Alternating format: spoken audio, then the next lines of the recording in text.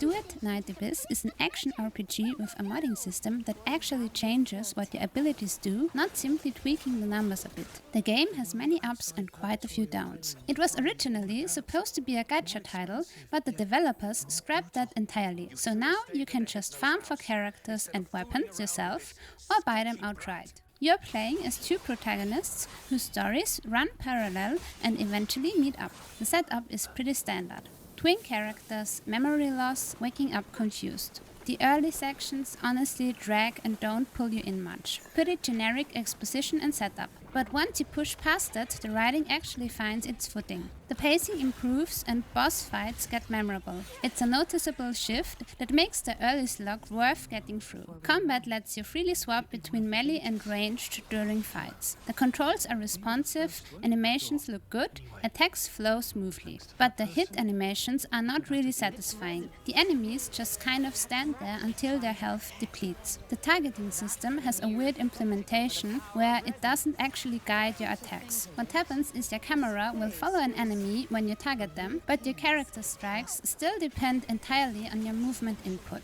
It feels pretty weird compared to regular lock-on systems. What's nice is that any character can equip any weapon type though, so you're not locked into specific roles. Each weapon category has distinct combos and the visual effects change color based on which character is using it. There's potential for variety once you unlock more options. The modding system is the demon wedge setup. You slot these wedges into your gear and they can do things like transforming your basic attack into summoning phantom spears or make your dodge leave damaging after images. Each wedge has a tolerance cost that counts against your total capacity. But if you match the polarity of the socket you're putting it in, that cost gets cut in half. This means you can stack more effects and create completely different playstyles. There are also combat pads, which you equip for stat bonuses or special abilities. Character progression has an impression mechanic tied to the story. When you get dialogue choices during cutscenes, your picks build up personality traits like empathy, chaos, wisdom, morality, and benefit. These don't branch the narrative or change outcomes, but they unlock different shop items and give your character some role-play flavor. You spend dice currency to re-roll what's available in these trade-based shops. Monetization is straightforward now that Gacha is gone. There's a battle pass with free and paid tiers. Characters can be purchased directly, and there's some cosmetics and demon wedges available. The customization system lets you dye your weapons and outfits with complete color control. Daily tasks and weekly objectives are simple to knock out. The grind for materials happens through repeatable missions, though right now there's not much variety in which specific missions you can farm, so it can get repetitive.